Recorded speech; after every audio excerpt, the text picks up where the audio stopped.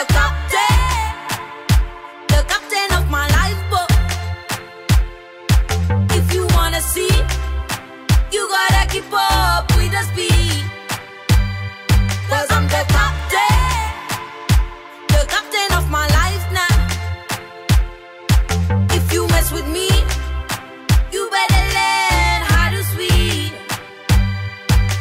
Salut, bonjour. Les créatifs se retrouvent dans un podcast plutôt qu'autour d'une table ronde pour parler de la place des femmes dehors, dans l'espace public, dans la ville, sur les trottoirs et dans les places. Le point de départ, c'est que la ville n'a pas été imaginée par les femmes pendant des années, pendant des siècles. Les architectes, les urbanistes, les ingénieurs, les décideurs étaient tous des hommes. Ils ont construit des villes à leurs besoins. Et le résultat, c'est que les femmes, jeunes, vieilles, blanches, noires, seules ou entre copines, ne s'y sentent pas toujours bien.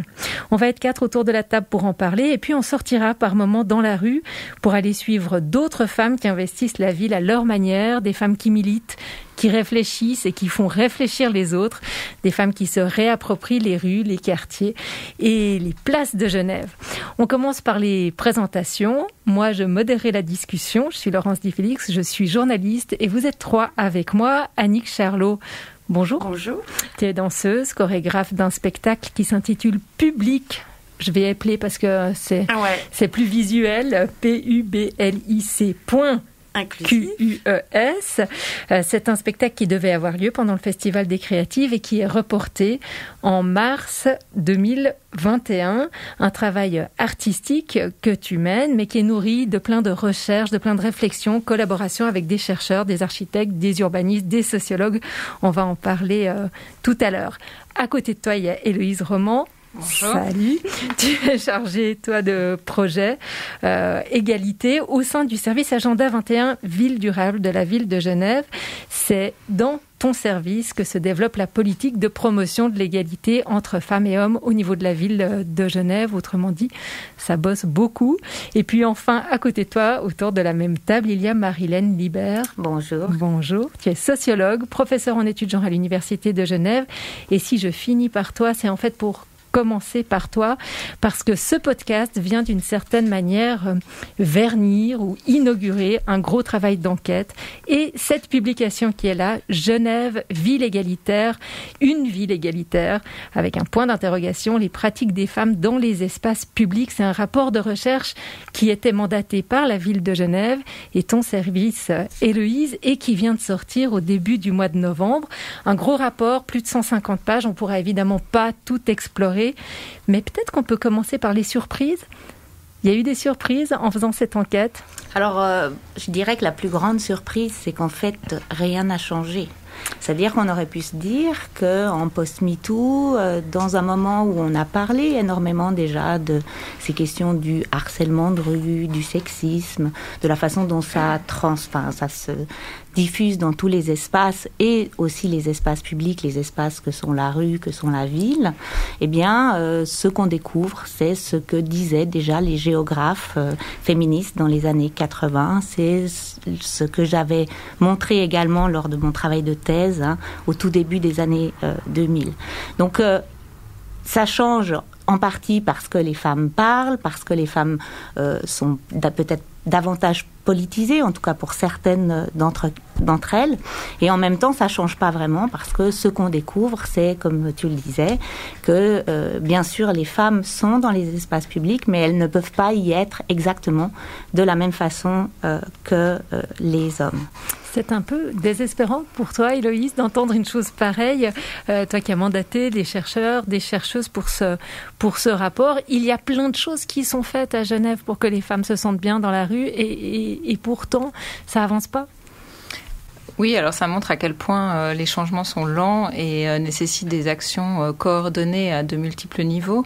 Donc ça, c'est un premier point. Après, pour, je pense, les personnes qui sont dans les réseaux militants, féministes, qui travaillent sur les questions d'égalité, les résultats des rapports ne sont pas forcément une grande surprise parce qu'on le sait, mais par contre, il y avait un enjeu très clair à poser des constats et à avoir une recherche qui montre et qui donne des données locales parce que on manquait aussi aussi un peu de ces données locales qui nous permettent aussi d'ancrer une action politique et une action publique sur du long terme. En creux, dans ce que tu dis, on comprend que ça veut dire que ça n'existait pas.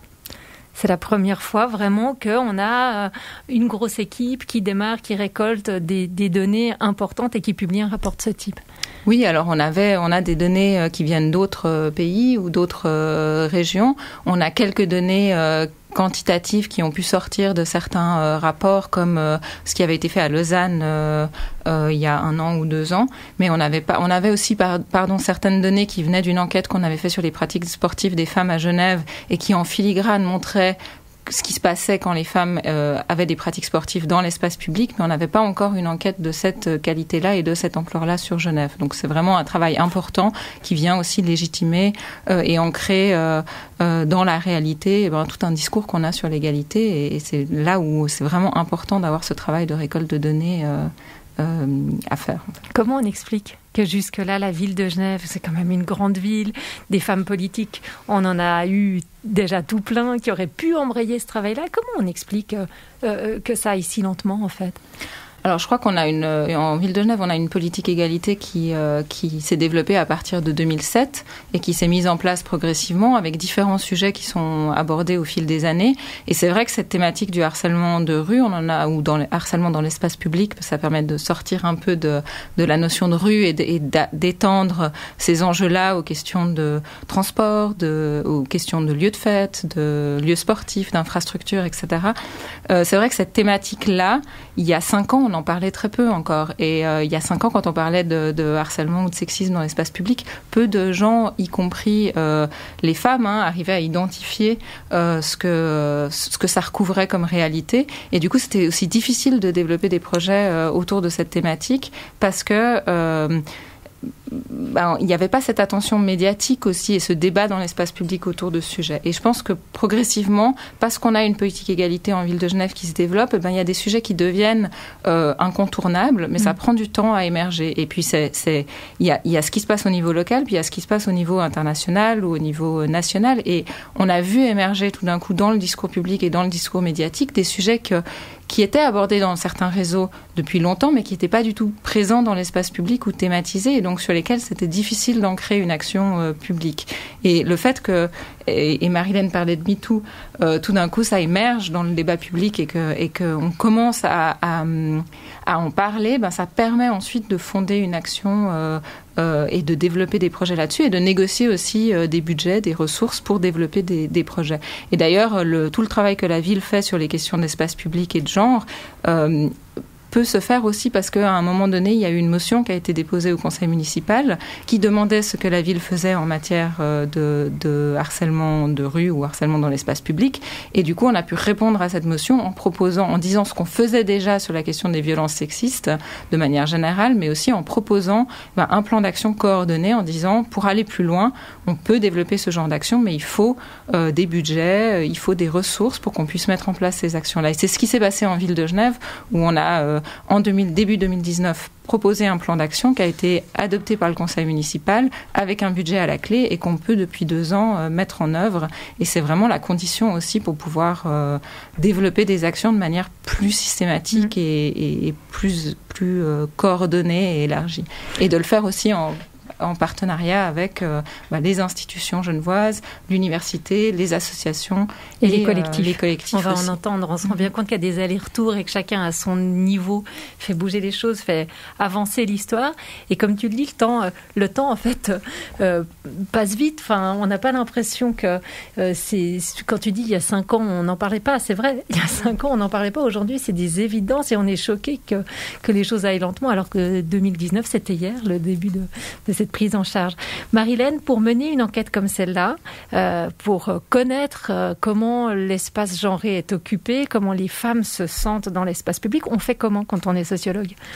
Alors le souci qu'on avait vraiment par rapport à d'autres enquêtes qui avaient pu être faites auparavant, qui montraient que, comme on dit, la ville faite par et pour les hommes, avec cette impossibilité pour les femmes, notre souci c'était vraiment de montrer la diversité parmi les femmes, montrer que toutes n'ont pas forcément les mêmes contraintes, toutes n'ont pas forcément non plus les mêmes ressources, que ce soit en fonction de leur âge, de leur classe sociale, de leur orientation sexuelle ou de leur parcours ou leur trajectoire migratoire. Et donc, c'était très important pour nous d'essayer déjà, dans la façon dont on allait procéder à la récolte des données, à la récolte des paroles de ces femmes, d'avoir une perspective intersectionnelle. Donc, on a vraiment eu un souci, on a fait des focus group. Donc, un focus group, c'est des rencontres où on va discuter de différents problèmes qui peuvent se poser pour les femmes lorsqu'elles sont dans les espaces publics, de leur perception de ces espaces, des contraintes qui pèsent pour elles ou de la façon dont quels sont leurs usages en fait, leurs usages quotidiens. Et donc on a mis un souci très important à avoir une grande diversité, c'est-à-dire que on n'a pas seulement des femmes blanches de catégorie moyenne supérieure, mais on a eu un souci d'avoir des femmes, par exemple, on a des travailleuses domestiques.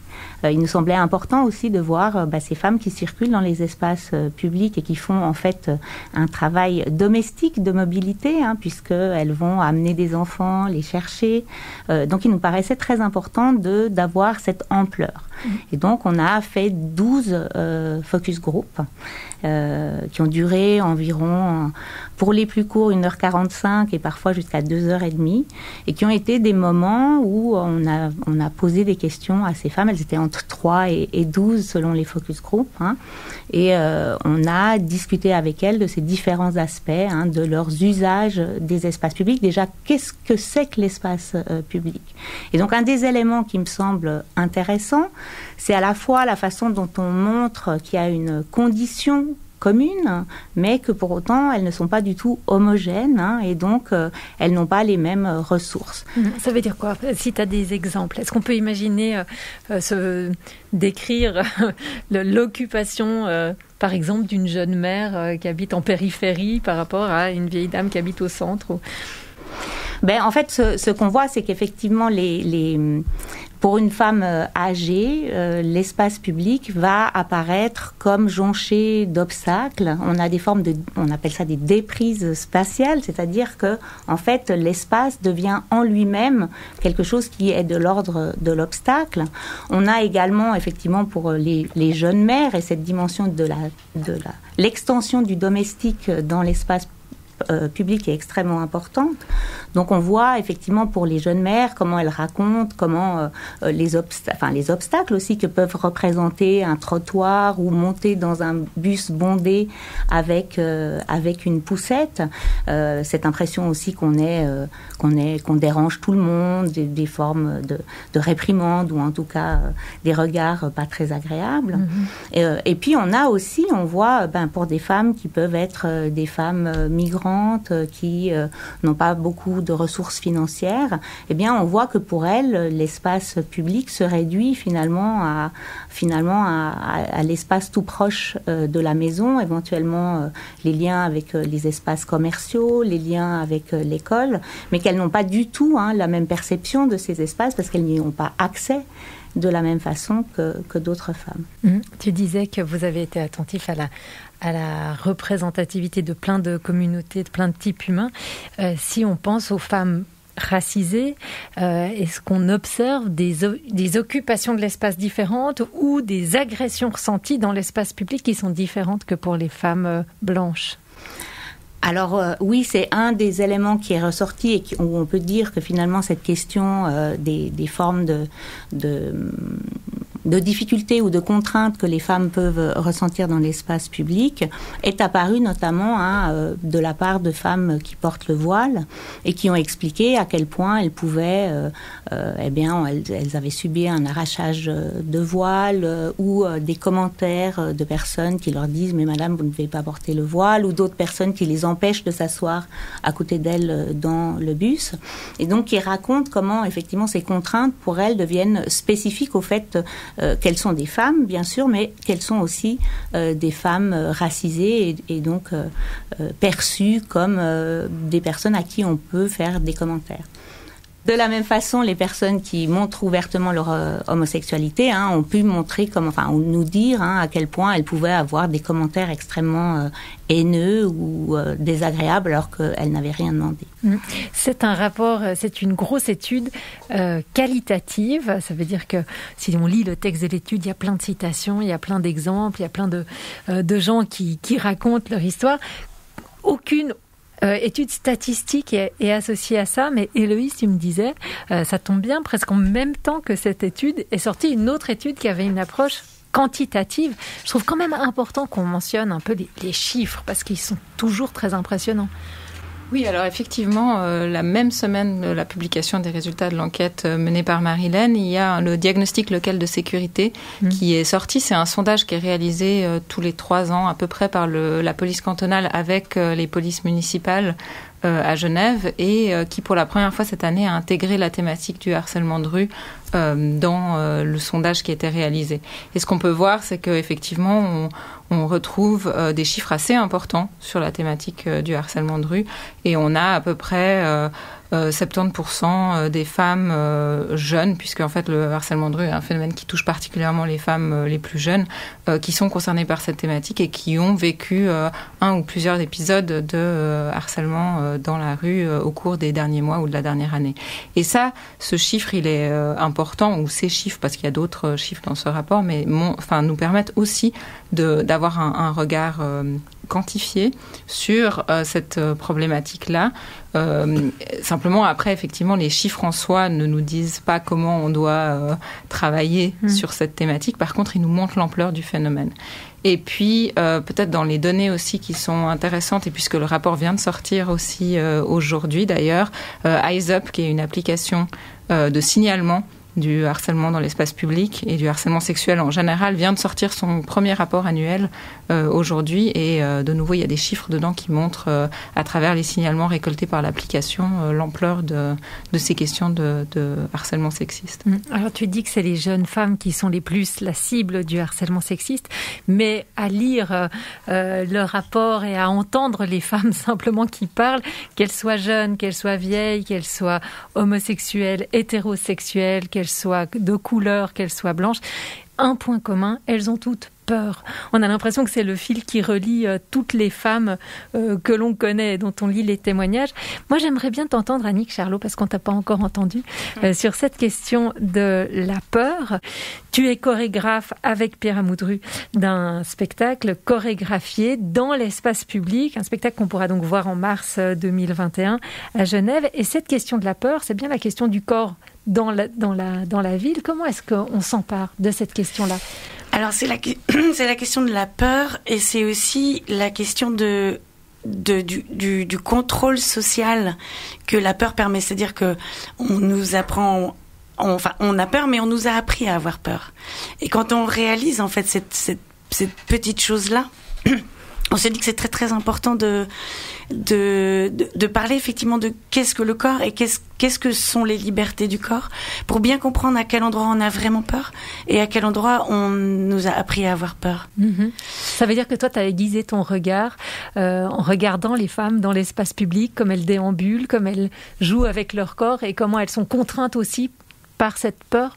Ça veut dire que dès que je lis des choses sur la question, et le premier article que j'ai lu était un article de Marie-Hélène Libert et notre rencontre a commencé comme ça, je vois effectivement immédiatement comment je pourrais l'évoquer, le partager, le mettre dans une situation poétique ou artistique qui fait qu'il devient acceptable, lisible, visible surtout, et qu'à partir de ce moment-là, on peut le déjouer. Parce qu'on l'a apprivoisé et qu'on l'a ressenti dans son propre corps, on peut le mettre à distance et donc le comprendre,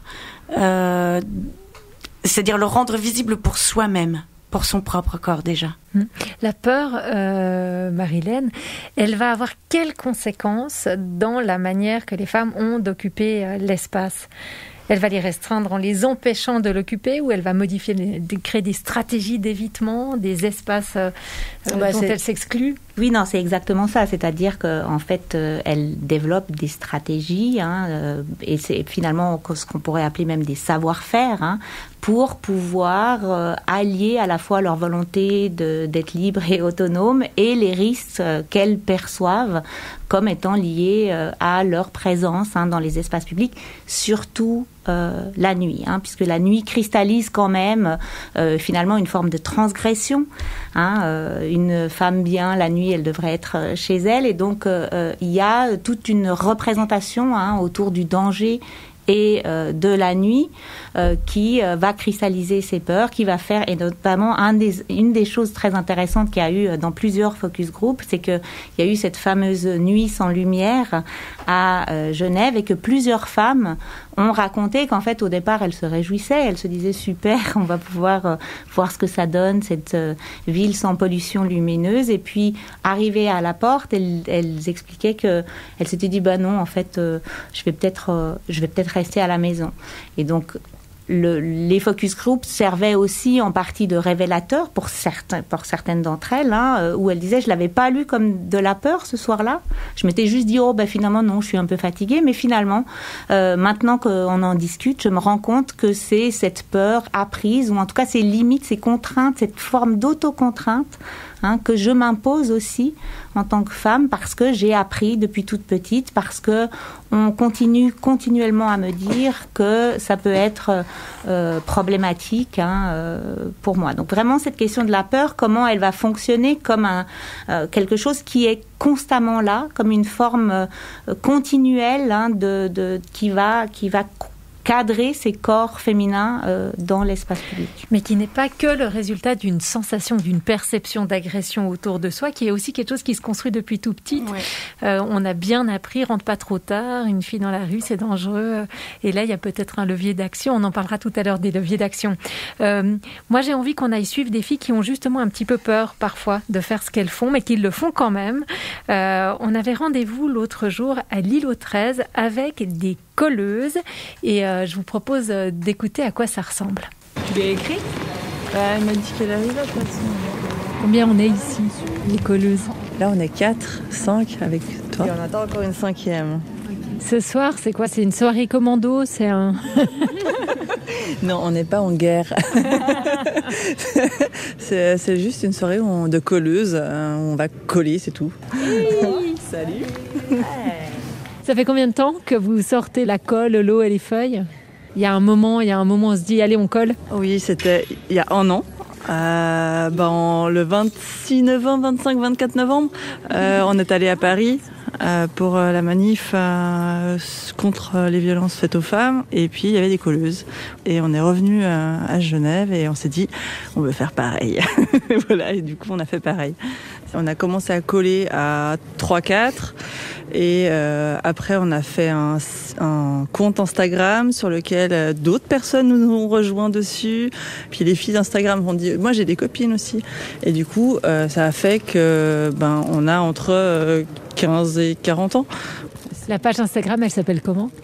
Collage féministe Genève, avec des petits, des petits traits en bas. On y va ? Ouais. Bah ouais. Faut qu'on choisisse la phrase pour commencer. La colle. Et puis qu'on prépare la colle. Voilà, ça c'est les étapes. Avant de passer à l'action. Toi, tu l'as déjà. Moi, la mienne, elle est déjà ouverte. Mais du coup, elle est en ligne. Ah ouais, alors, ouais. Attends. Et t'as pris de l'eau, trop bien. Oui. C'est la colle de poisson. Ouais, colle d'amidon. Ou amidon, ouais. Ouais, je vais touiller après. Et donc là, c'est des feuilles A4. C'est des feuilles A4 avec une lettre par feuille. Et puis il y a une feuille entre chaque mot pour pouvoir faire l'espace.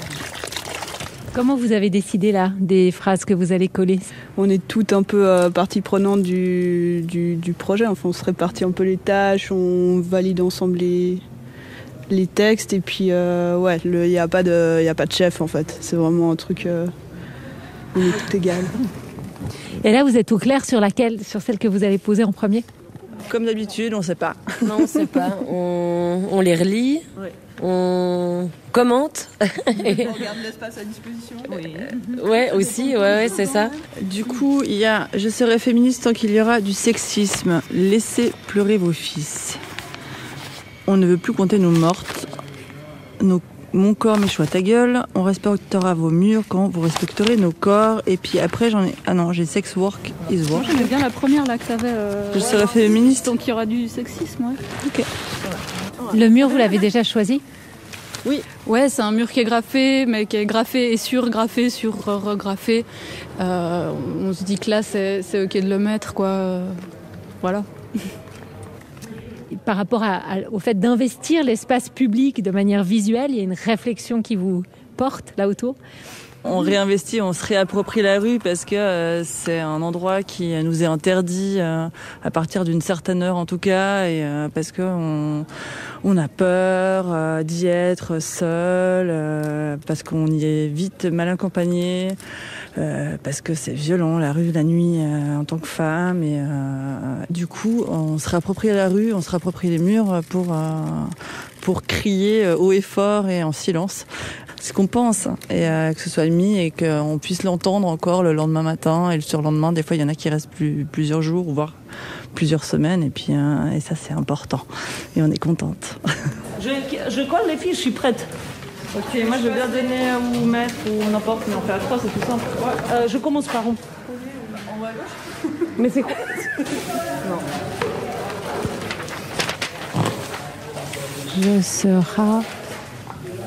Je serai. Ça rentre pas là, hein. Qu'est-ce qui rentrera pas ? Féministe. Le mot est trop long. Je serai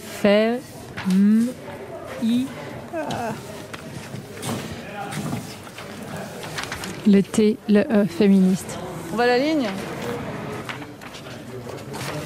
Comment les jeunes voix réagissent ?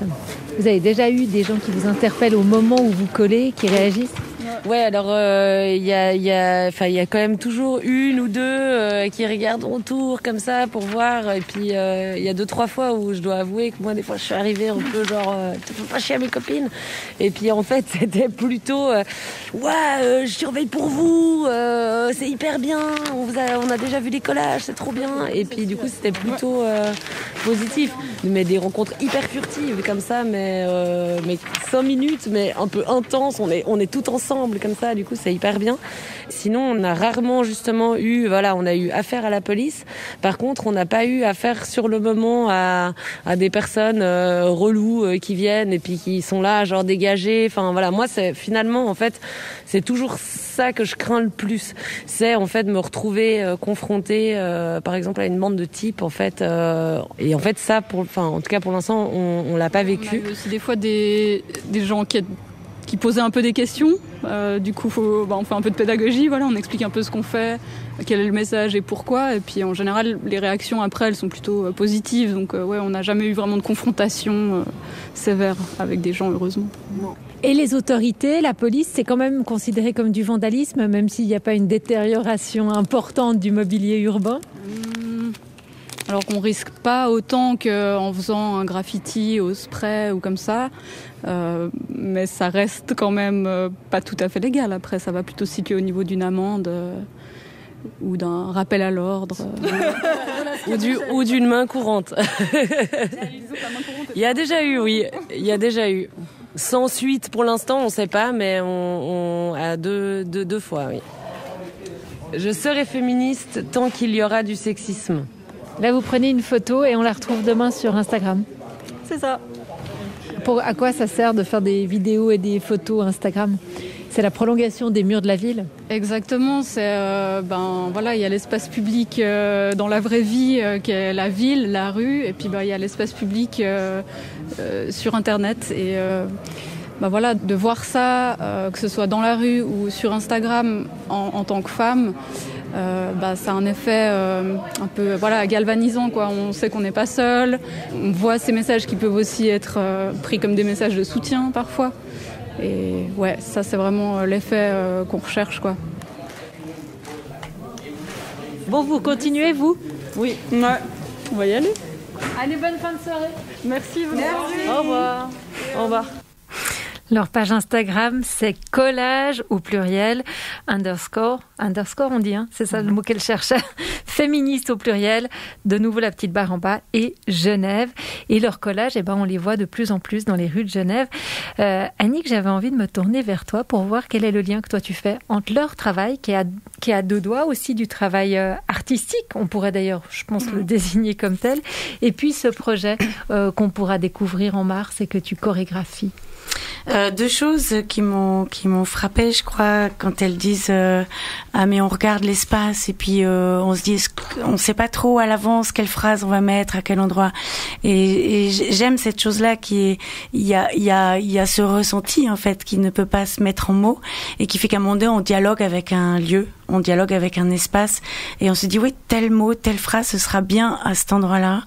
Parce que le lieu a aussi une forme d'esprit, ou en tout cas, il vient renvoyer quelque chose. Et moi, je me souviens d'avoir vu leur collage et de m'être dit plusieurs fois, d'avoir été interpellée par ça, d'avoir vu, par exemple, j'avais 11 ans, il avait 40 ans, quelque chose comme ça. Et c'était un endroit très précis. Et tout d'un coup, mon esprit partait.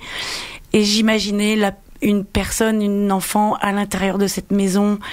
Voilà, toute cette quand on passe dans l'espace public, on y est avec son corps entier et ce que l'on en perçoit vient de son propre récit et de ce qui nous est raconté dedans. Donc ça, pour moi, ça a plein de liens avec ce que je peux faire, puisque quand je crée dans l'espace public, je crée avec une idée, mais je crée aussi avec un lieu, avec un espace et avec ce qu'il vient aussi me raconter. Le projet, il a été monté avec l'assistance ou la collaboration, ou je ne sais pas comment on dit, de Marilène, juste qu'on sache un peu à quoi ça ressemble. Comment ça sera? Alors, public avec un point inclusif, c'est un spectacle balade, parcours dans la ville. Ça, c'est déjà une chose importante. On embarque 100 personnes qui sont toutes munies de casques audio, c'est-à-dire qu'elles vont non seulement voir, mais elles vont aussi entendre des choses. Et puis le fait d'avoir un casque fait que elles n'ont pas besoin de parler, elles sont un peu dans une bulle. Et ça, c'est aussi très très important. Parmi ces 100 personnes que l'on emmène avec nous dans ce spectacle balade, il y a 80 spectateurs, c'est-à-dire des gens qui découvrent vraiment, qui arrivent totalement innocents de ce qu'ils vont découvrir, et 20 complices, et ça c'est aussi très important, c'est-à-dire des personnes qui ont travaillé avec nous en amont sur le processus de création. Et on se balade dans la ville et on égrène au fil des espaces que nous on a choisis dans la ville, des scènes qu'on a construites, des scènes qui sont chorégraphiées au sens où elles sont un dialogue entre les corps, nos corps, le corps de 2 danseuses. Pardon, j'ai oublié de dire qu'il y avait 2 danseuses dans les 100 personnes. Le corps des 2 danseuses, le corps des complices, aussi le corps des spectateurs et des spectatrices. Et la situation théâtrale, dramaturgique d'un lieu, une place, une rue, mettent en jeu des déplacements et des récits différents. Dans quelle mesure travailler avec une sociologue, ça change le projet créatif et artistique? Alors ça change déjà parce que ça le provoque au départ. Ça veut dire quoi? Ça veut dire que c'est les études de Marilène qui initient l'envie d'aller s'occuper de cet espace. C'est un faisceau et toute une constellation de choses. Mais oui, dans cette constellation, il y a un article de Marilène que je découvre un jour sur Internet, puisque quand on est en création, on lit énormément, on se documente, on cherche. Voilà, il y a tout un espace mental et de l'esprit avant d'être déjà un espace de recherche physique. Et donc, je découvre un jour un article de Marilène Libert qui décrit très très bien les stratégies d'évitement des femmes dans l'espace public. Et c'est un peu un choc pour moi de mesurer à quel point ce que je vivais de façon plus ou moins proche d'ailleurs pour moi dans la question du craintif, mais en tout cas comme quelque chose de personnel et qui tout d'un coup en fait n'est pas personnel. En fait, c'est pas juste moi, c'est toutes les femmes. C'est toutes les femmes et c'est une manière de normer nos manières d'agir qui est générale, on pourrait dire presque universelle. Donc ça, c'est un premier choc. Et le deuxième, c'est MeToo, puisque on était en plein MeToo.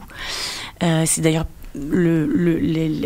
l'événement MeToo qui nous décide, Pierre et moi, de porter ce sujet-là dans une création artistique.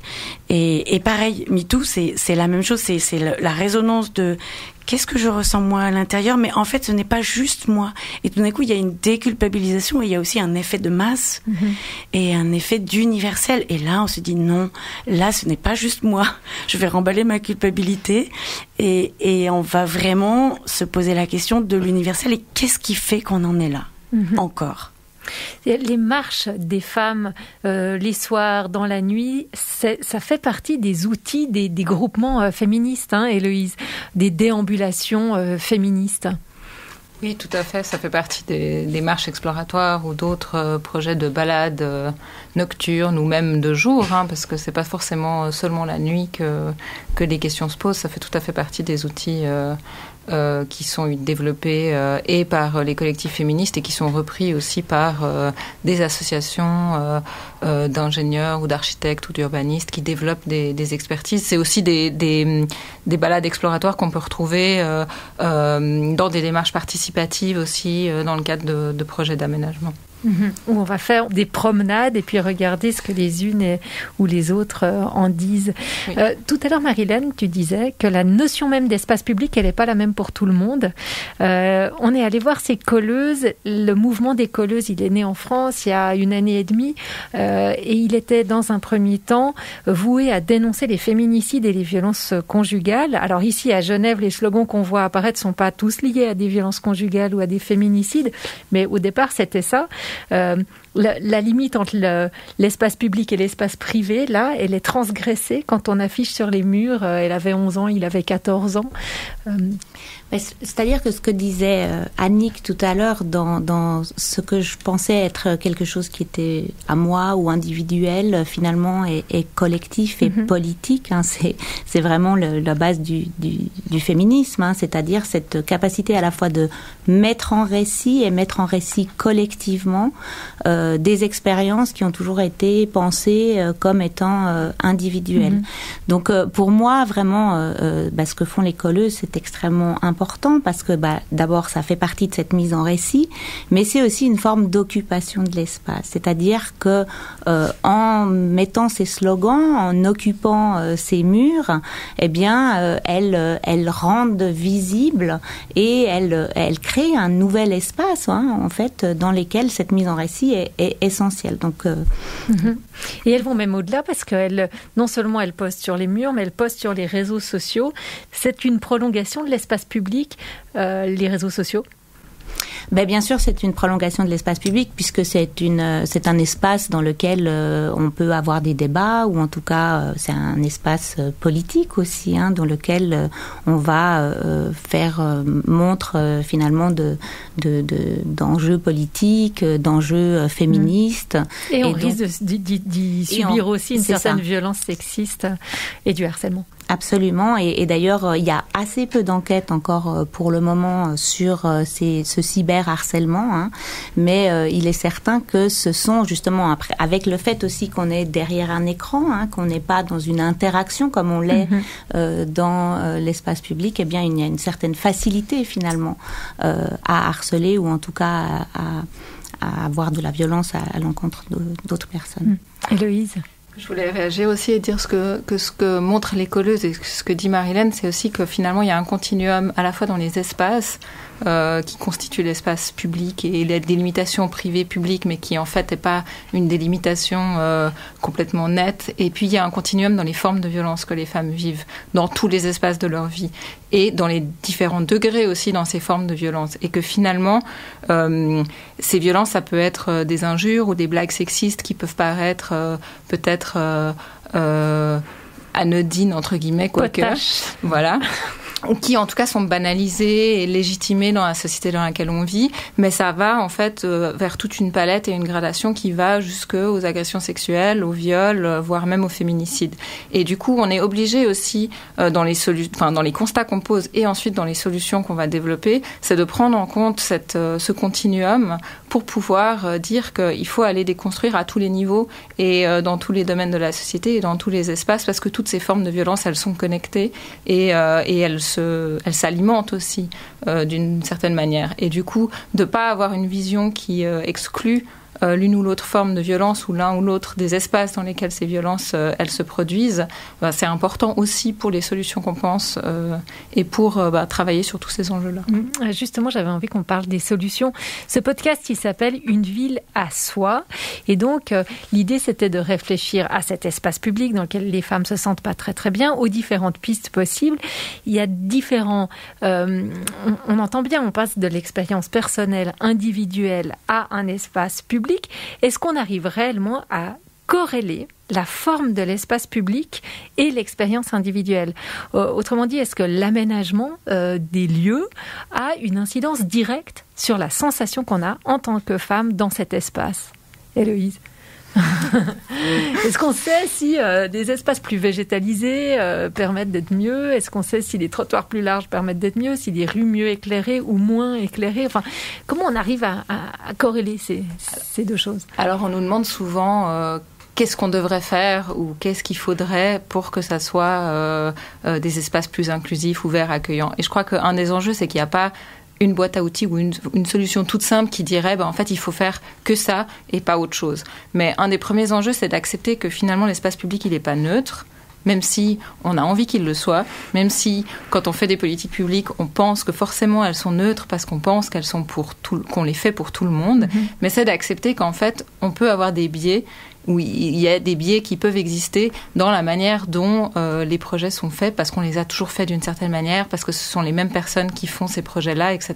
Et que du coup, la première question, ou la première chose à faire, c'est d'interroger ces biais-là et de se poser des questions sur qui fait l'espace public, qui participe à la définition des politiques, et comment est-ce qu'on pourrait réaménager les choses différemment, mais en allant prendre en compte la diversité de ces expériences-là, et évidemment, de nouveau, en ne disant pas que toutes les femmes ont la même expérience, donc il suffit d'aller interroger une femme et de la prendre comme idéal type et de dire, voilà, ça c'est l'expérience de toutes les femmes dans l'espace public. Mais en tout cas, qu'il faut se poser un certain nombre de questions et le faire le plus tôt possible en amont dans les processus. Et ça, c'est valable pour l'aménagement ou les projets d'aménagement de l'espace public. C'est valable aussi pour tous les symboles qui sont dans notre espace public.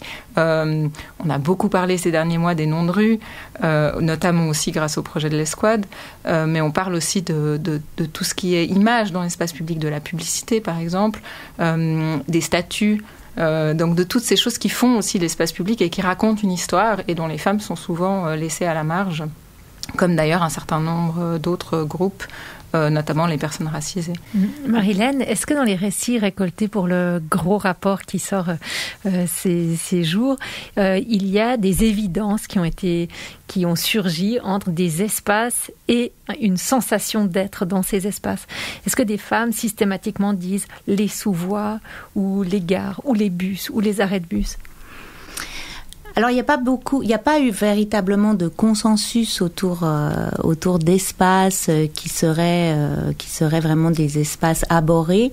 Par exemple, il a souvent été question des paquis, mais avec une vraie ambivalence, avec des personnes qui disaient j'aime pas du tout les paquis parce qu'il y a trop d'hommes alcoolisés, que du coup j'ai peur, etc. Et d'autres femmes qui disaient non, moi j'aime bien les paquis parce qu'au contraire il y a toujours du monde, il y a toujours une vie qui fait que j'ai l'impression que s'il y a un quelconque problème, je peux trouver de l'aide. Les espaces qui ont été systématiquement présentés comme vraiment désagréables, c'est effectivement aux alentours de la gare, et c'est des espaces qui sont un peu des espaces un peu sombres où on passe sous les voies, où il y a de l'odeur d'urine masculine, parce qu'en général c'est quand même la question du pipi dans la ville ville est une question assez masculine, une manière de marquer son terrain aussi, on pourrait dire, son territoire. Mais en tous les cas, donc c'est ces espaces-là qui ont posé problème. Mais plus que les espaces, Héloïse disait finalement il n'y a pas d'espace non sexiste en soi. C'est davantage les relations qui se déroulent dans ces espaces. Et donc c'est certaines figures masculines qui apparaissent comme quelque chose qui pose problème. Donc c'est l'occupation masculine de l'espace, le manque de mixité en fait, le manque d'usage différent de certains espaces. Donc les espaces qui ont un mono-usage, on va dire, ça peut ne pas être forcément de toute la journée, ça peut être à certains moments de la journée, notamment le soir, sont les espaces qui vont être considérés comme anxiogènes par les femmes. En gros, plus on est de femmes dans la rue, moins on a peur d'être une femme dans la rue. Alors, tu évoquais les paquis. On va aller faire un petit saut au paquis sur la place de la Navigation pour rencontrer celle qui avait initié ce projet de nom de rue que tu évoquais tout à l'heure, Héloïse. On est donc sur la place de la Navigation avec 2 membres de l'escouade.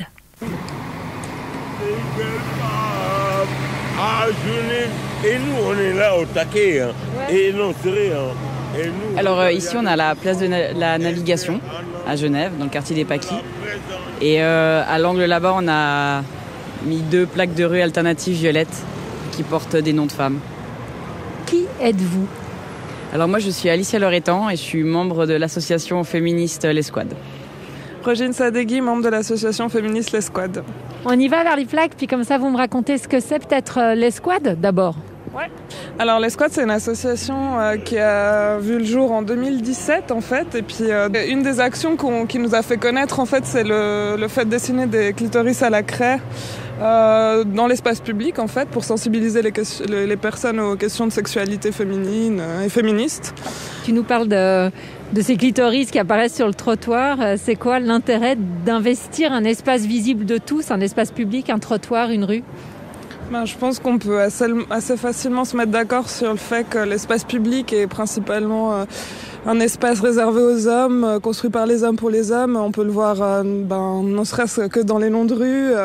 La division genrée de l'espace aussi au niveau des bus, de plein de choses comme ça qui font qu'en fait cet espace on veut montrer qu'il est masculin et qu'il faut l'investir quoi. Puis alors, comment on est passé des clitos à même le trottoir à des noms de rue féminisés ? Tout est parti du constat d'une des militantes qu'il y avait justement plus de 90% des rues qui portent un nom d'homme. Et le projet est un peu né comme ça. Et finalement, ça s'est un peu plus institutionnalisé parce que pour proposer des plaques de rue alternatives, il faut que ce soit fait... quand même avec l'accord de la ville, respecter certaines normes de sécurité. Et puis le but, c'est pas de déranger ou de poser problème, c'est d'ouvrir le débat et de mettre en évidence un déséquilibre assez certain au sein même de nos rues, dans leur nomenclature. Et puis, On est là-dessous, vous me montrez ? Ouais, alors qu'on peut voir ici, c'est le café Guidoline où on a posé 2 noms de rue alternatives. Donc il y a la rue Rachel Crody, puis il y avait la rue Pearl Grobet-Secrétan qui en fait a été arrachée comme vous pouvez le voir ici. Ah, là-dessous, sous le Exactement. panneau bleu. Vous pouvez voir les clous qui manquent. Et elle se serait appelée comment, sous la place de la Navigation, vous m'avez dit ? C'était Pearl Grobet-Secrétan, militante suffragiste. Okay. Et qui a été arrachée, comme de nombreuses autres plaques. Pourquoi les plaques violettes ont été pareillement agressées ? Nous, ce qu'on a pu remarquer, alors au tout début du projet Sans Elle, ça a été assez bien reçu. Il y a eu très peu d'actes de vandalisme, quelques stickers de groupuscules d'extrême droite collés sur des plaques, mais vraiment rien de très notable.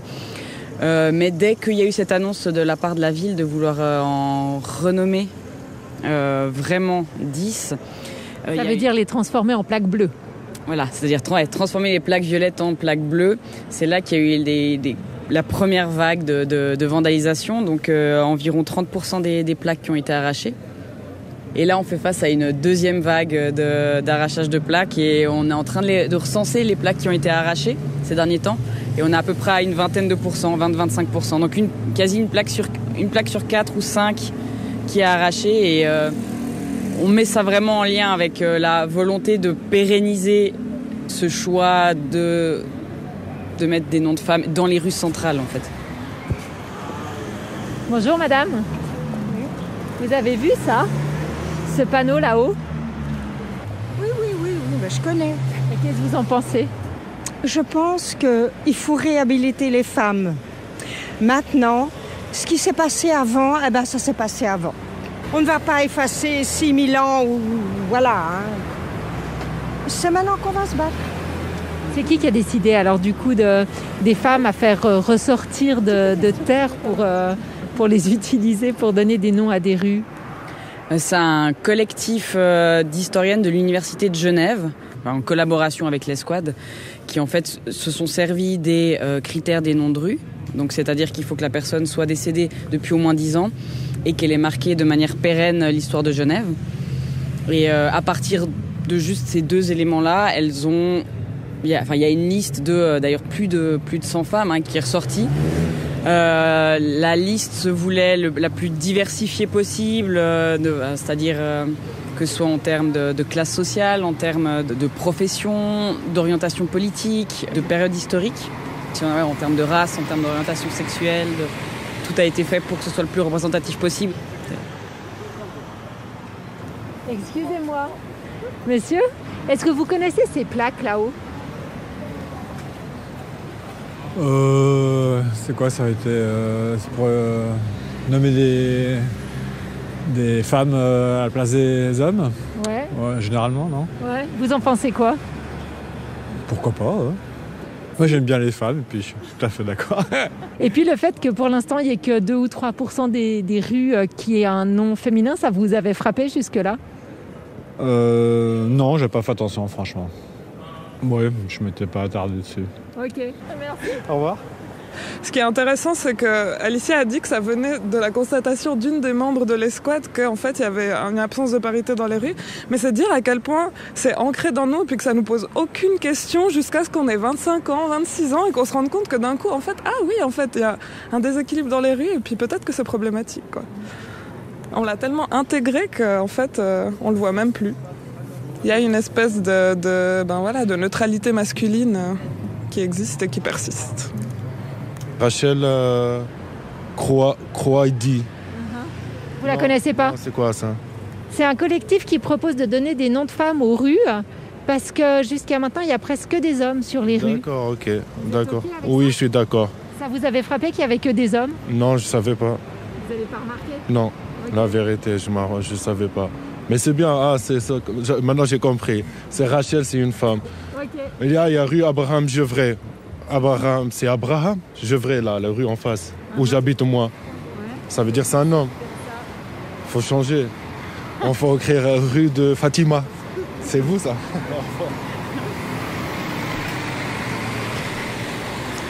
Les noms de rue, des plaques violettes qu'on voit un peu partout à Genève. Et puis ces 10 plaques qui vont devenir bleues avec une vraie institutionnalisation. Héloïse, j'aimerais t'entendre là-dessus parce que il y a eu un travail militant. C'était d'abord ces filles qui faisaient des clitoris avec des craies sur le trottoir, qu'on réfléchit à ça, qu'on intégré des chercheuses, Rameut et l'université. Et puis elles sont venues déposer à la ville ce projet. Comment on pivote du travail militant, des collectifs, à l'institutionnalisation? Alors effectivement, ce projet, c'est un bon exemple d'un projet qui met tout le monde en commun et qui, à un moment donné, permet de faire bouger les choses sur le long terme. Alors effectivement, le collectif l'Escouade est venu nous voir à l'Agenda 21 avec le projet et puis on a entamé à la base, on était sur ce projet de médiation donc temporaire avec ces plaques violettes qui allait être apposé dans l'espace public. Donc il y a eu d'abord tout un travail avec les services techniques, avec les demandes d'autorisation, etc., pour faire en sorte que ce projet puisse avoir lieu. Et à l'époque, c'était un projet de médiation, mais qui se voulait sur une durée d'un an et demi, mais qui rassemblait déjà effectivement des historiennes, les militantes de l'escouade, puis ensuite la ville et donc un certain nombre d'acteurs et d'actrices. Et puis, en fait, quand le projet est sorti, il y a ensuite une motion qui a été déposée au Grand Conseil, donc au niveau cantonal, qui, dans la continuité de ce projet et de cette prise de conscience-là et de cette médiatisation de ces enjeux, cette motion, elle demandait à ce qu'il y ait 100 noms de rues qui soient renommés dans les 3 ans au niveau de l'ensemble du canton pour participer à cet effort de rééquilibrage, si on peut dire, entre des noms de rues qui portent des noms d'hommes, des noms de rues qui portent des noms de femmes, etc. Et ce projet, cette motion, elle a été acceptée au niveau du Grand Conseil et du coup, la ville a décidé de s'emparer de cette motion qui avait été acceptée pour dire la ville va démarrer le processus pour remplir cet objectif des 100 noms de rue en proposant une première volée de noms de rue qui, elle, allait être renommée. Parce que la question, c'est qu'on peut nommer des nouvelles rues quand il y a des nouvelles rues qui sont créées, et il y en a à Genève, mais assez peu. Souvent, c'est dans le cadre de projets d'aménagement. Ces rues-là, elles sont déjà en priorité renommées avec des noms de femmes, mais c'est pas suffisant pour rééquilibrer. Et c'est très périphérique, souvent. Hein. Alors souvent, c'est périphérique, c'est dans le cadre de nouveaux projets d'aménagement. Parfois, c'est pas si périphérique que ça, parce que dans le cadre du projet du CEVA et de la gare des eaux vives, par exemple, il y a un certain nombre de rues qui ont été créées, mais c'est rare. Souvent, c'est dans des nouveaux projets qui sont peut-être plus en périphérie. Mais de toute façon, c'est pas suffisant parce que c'est peut-être 2 rues, 3 rues qui sont créées chaque année. Donc, il y avait vraiment cet enjeu de dire, politiquement, on s'engage et on va renommer des noms de rues en choisissant aussi des places, des rues, des parcs, mais qui sont aussi au centre-ville et qui ne sont pas des petites impasses ou des petites artères, etc., mais d'avoir vraiment aussi une action symbolique là-dessus. Ça fait beaucoup de bruit, de la même manière que les panneaux de passage piéton avec des petits bonshommes qui sont devenus des petites bonnes femmes avec des enfants, voire en se donnant la main. À la fois, ça reste assez symbolique et peut-être un petit peu périphérique par rapport à ces enjeux du harcèlement, du bien-être dans la ville. Marilène, Annick, vous en pensez quoi de tout ce bruit par rapport à ces noms de rue? Ah non, moi je pense pas du tout que ce soit anecdotique. Je pense même au contraire que c'est très très important. Je pense que la question du harcèlement, elle n'est pas la seule. Ce n'est pas le seul sujet de la disqualification des femmes. C'est peut-être même la partie apparente de l'iceberg. Et tout ce qui est en dessous, c'est toutes les constructions de nos inconscients, culturels, corporels. Et là, ça agit à tous les niveaux. Nous, on a une scène dans le spectacle qui pourrait un peu ressembler à la question des plaques de rue, mais qui agit sur les plaques historiques. Où on a une magnifique rue dans le centre-ville de Genève, la rue Étienne Dumont, et si vous remontez cette rue, vous trouvez 1, 2, 3, 4, 5, 6 plaques historiques, et c'est 100% d'hommes, c'est-à-dire qu'il y a 100% de représentation masculine dans une rue. Et si on prend l'ensemble des plaques ou l'ensemble des statues et qu'on additionne tout ça, en fait, c'est une proportion incroyable. Et tout ça dit à quel point c'est pas un hasard, et ça va plus loin que l'insécurité des femmes ou que la peur qu'on peut avoir. C'est-à-dire qu'il y a une construction sous-jacente qui est un peu une disparition du corps des femmes et des représentations que l'on peut se faire quand on est une femme, de représentation d'autres femmes qui pourraient être nos guides, nos aides à penser, nos aides à courage, enfin toutes sortes de choses, y compris aider notre présence corporelle dans l'espace public. Donc je pense que c'est pas du tout anecdotique, c'est même probablement le fond des choses, moi je pense. Marilène, tu le penses aussi? Après ce qu'a dit Annick, c'est difficile de rebondir. Non, mais bien évidemment, cette symbolique, elle est extrêmement importante, puisque en fait, elle signifie qui est légitime ou qui n'est pas légitime. Alors peut-être par rapport à ce qui a été dit dans le reportage et qui est quelque chose qu'on entend maintenant beaucoup, notamment à cause de travaux de géographes, de sociologues, c'est la ville par et pour les hommes. Oui. bien sûr, mais en même temps, les femmes, elles sont présentes dans la ville, et je crois que ça, c'est aussi quelque chose qu'il faut réaffirmer, parce que en fait, on aurait presque tendance à dire, où sont les femmes? Alors que non, elles sont là, mais on ne les voit pas, on les invisibilise, et donc il me semble que l'enjeu, il est aussi là, c'est-à-dire finalement simplement reconnaître la présence, reconnaître le rôle des femmes dans l'histoire, comme l'a fait tout ce travail justement autour de l'escouade et autour de ces femmes célèbres ou pas, puisqu'il me semble qu'il y a des blanchisseuses, il y a des ouvrières aussi, donc des femmes dont on n'a pas forcément retenu le nom, mais qui ont quand même fait elles aussi l'histoire. Donc toute cette dimension en fait, c'est rendre visible ce qui est en fait devant nos yeux et qu'on ne voit pas. Mais en lui donnant une certaine légitimité, une officialité à travers ces panneaux, et c'est sans doute pour ça qu'ils sont arrachés d'ailleurs, parce que ce n'est pas si anodin. Oui, et justement, la force des réactions sur ces projets symboliques dans l'espace public montre bien ce qui se joue aussi, parce que et ce qui est intéressant dans l'exemple du projet de l'escouade et puis des suites, la féminisation des noms de rue, c'est que il n'y a pas eu ou très peu d'arrachage jusqu'au moment où on a dit ça va devenir quelque chose de permanent. Et en fait, cette annonce-là fait changer aussi le type de réaction, et on a tout d'un coup une vague d'arrachage, alors qu'auparavant, c'était pas le cas. Donc ça montre bien aussi qu'est-ce qui se joue et à quel point il y a encore des résistances, même si il y a aussi beaucoup de réactions qui sont très positives là-dessus et encourageantes. J'aimerais bien qu'on finisse par les pistes. Les pistes à suivre, déjà savoir, est-ce que dans ce rapport Genève, une ville égalitaire, point d'interrogation, Marie-Hélène, est-ce qu'il y a des recommandations ? Alors oui, on a dû se plier au jeu des recommandations, ce qui est extrêmement difficile pour des sociologues qui en général aiment mieux regarder d'un peu plus loin.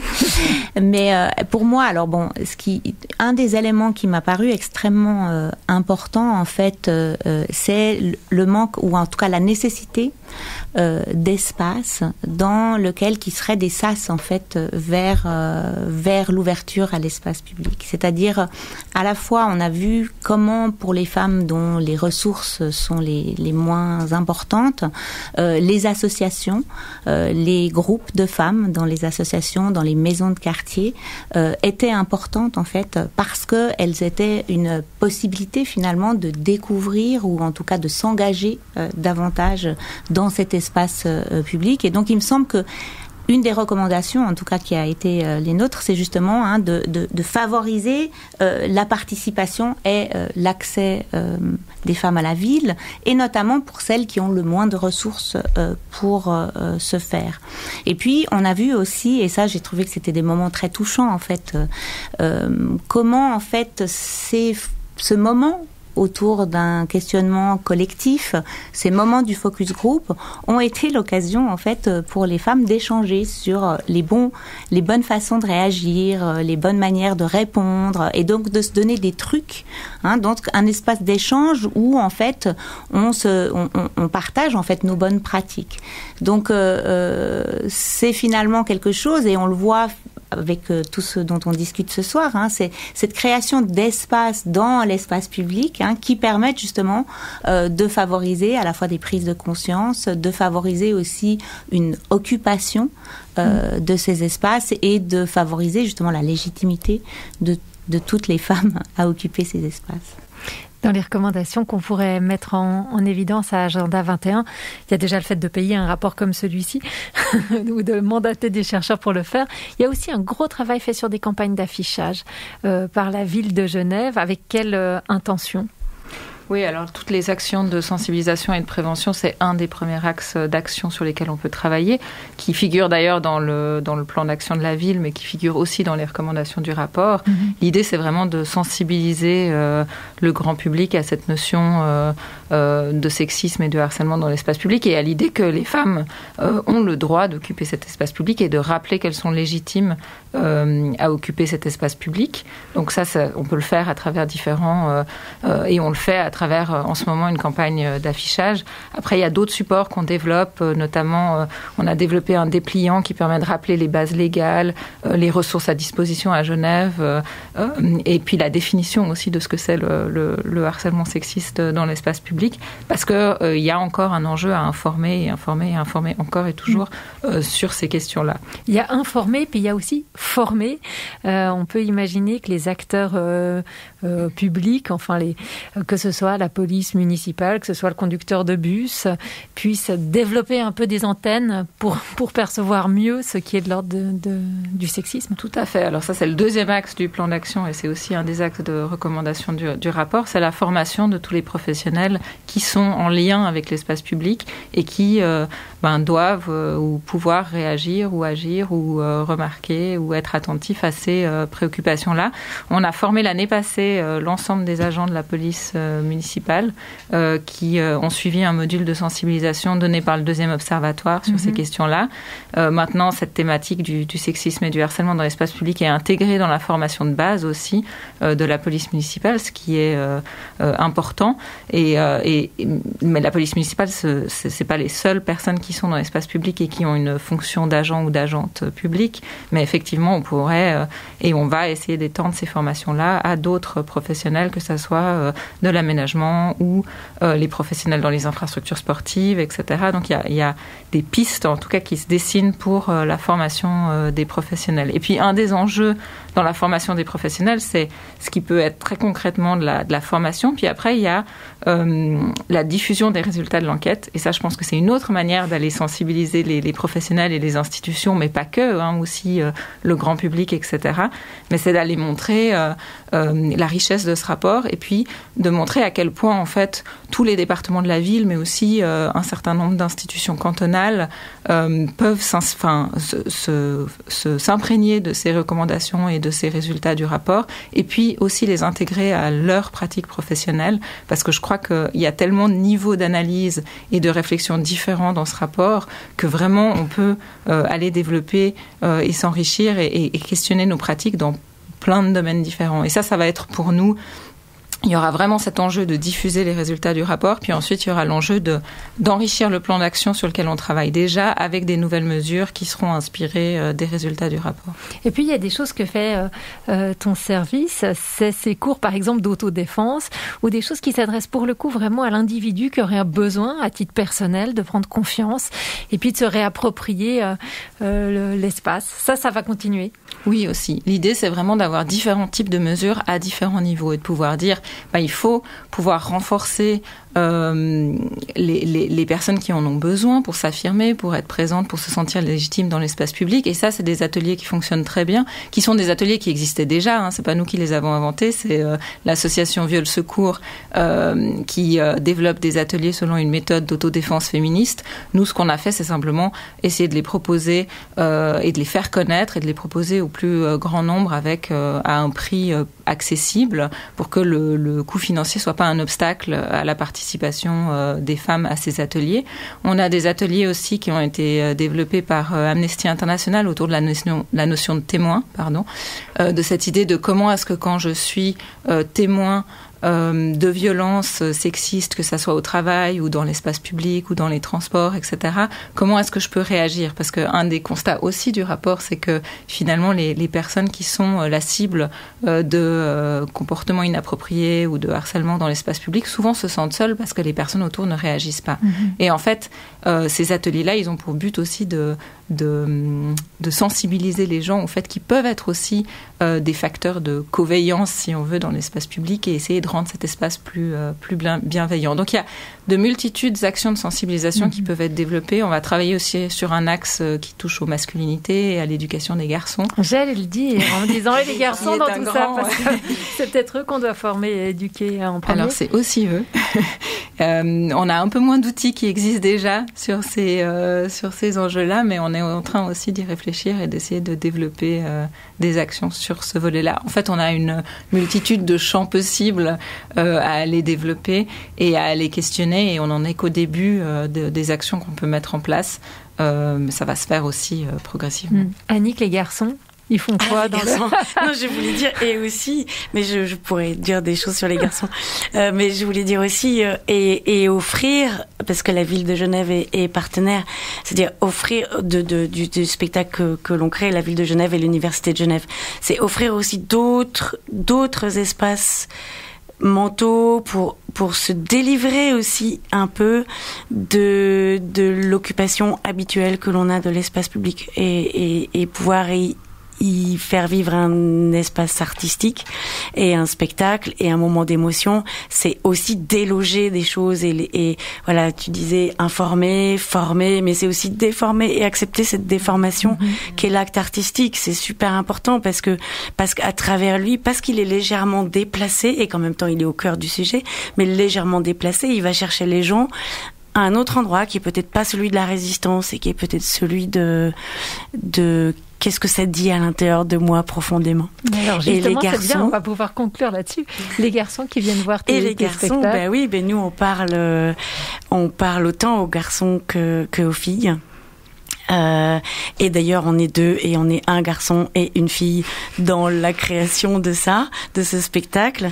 Et c'est important, c'est-à-dire c'est important d'offrir à chacun en fonction de là où il est, de pouvoir se dire j'en suis là et j'ai compris ça.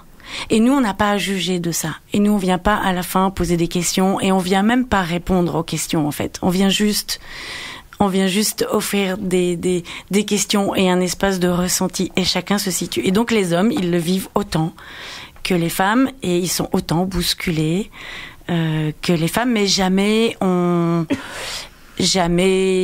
leur fait violence. En fait, ça vient d'eux. En parler donc, savoir qu'on n'est pas seul, partager nos peurs, partager nos courages, créer des terreaux dans lesquels planter des petites graines pour faire un petit peu pousser la réaction à travers des actes artistiques, des actes militants, des actes collectifs pour les villes de demain. Voilà ce qu'on va retenir de notre échange, si ça vous va, toutes les trois. Merci. Annick Charlot, Héloïse Roman, Marilène Libert d'avoir été présente pour ce podcast. Un podcast qui est une création des créatives. Il y avait Cyril et Alexis en régie. Vous pouvez partager ce podcast avec toutes celles que ça intéresse.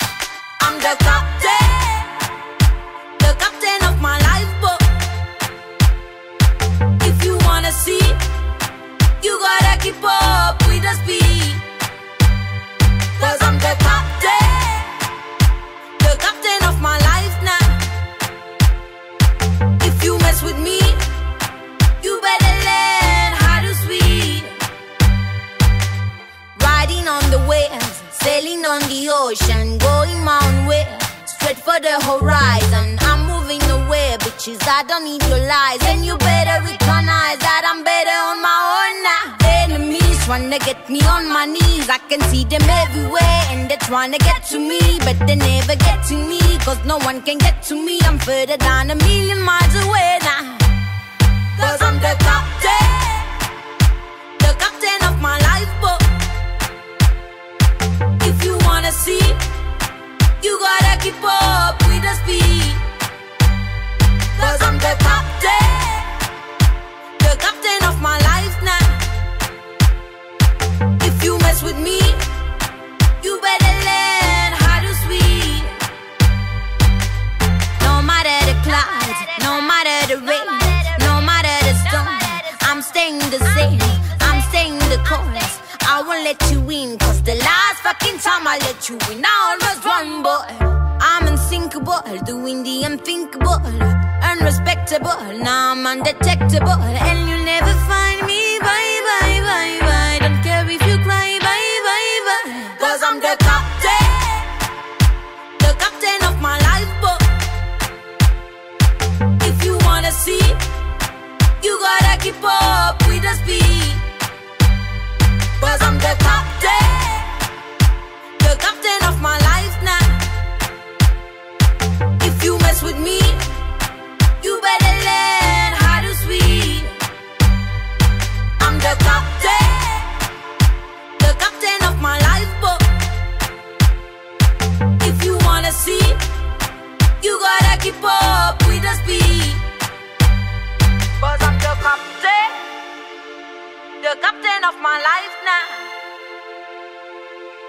mess with me.